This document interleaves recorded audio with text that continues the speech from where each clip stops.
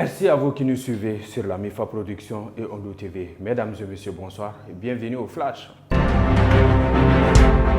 Son Excellence, le président de la transition, le colonel Assimi Goïta, chef de l'État, a présidé la traditionnelle montée des couleurs le lundi dernier dans la cour du palais de Koulouba. Il était en compagnie de l'ensemble de ses collaborateurs.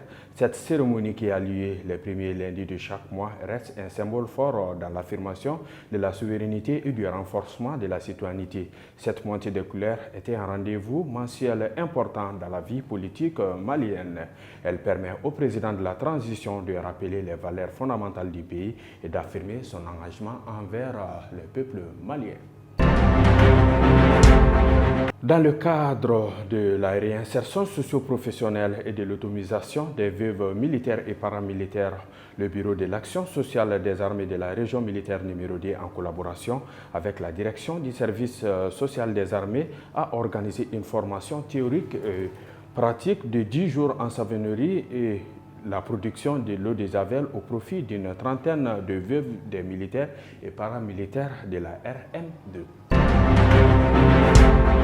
Dans la poursuite de sa mission régalienne de sauvegarder l'intégrité territoriale du Mali, les FAMA ont entrepris le jeudi passé des mouvements stratégiques dans le but de sécuriser et d'éradiquer toute menace terroriste dans la région de Kidal. Ces interventions, nous tenons à les souligner, s'effectuent dans le strict respect des droits de l'homme. La mission principale des FAMA est de restaurer la paix et la stabilité au Mali, afin que nos concitoyens qui n'aspirent qu'à la paix puissent y vivre en toute sécurité. Nous demandons par conséquent à la population de ne céder ni à la panique ni à la propagande des terroristes et les invitons à suivre les instructions des forces armées maliennes dont la détermination est sans équivoque.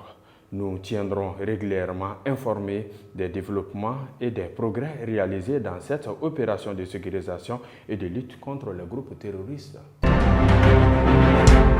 Face aux opérateurs économiques importateurs du sucre, le ministre de l'Industrie et du Commerce, M. Moussa Alassane Diallo, a exprimé le mercredi passé le mécontentement du gouvernement face à l'incapacité des importateurs à l'approvisionnement du marché en sucre.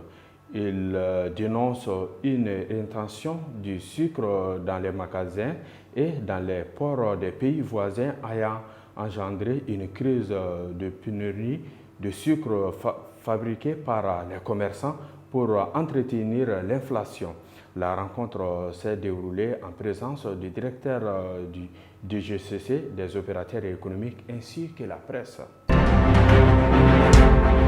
La courbe de contamination de la maladie de dengue est en croissance au Mali. Selon les chiffres des autorités sanitaires, plus de 300 cas positifs, dont 12 cas graves, sont confirmés de la date du 9 novembre dernier. Les autorités exhortent la population à se protéger des moustiques.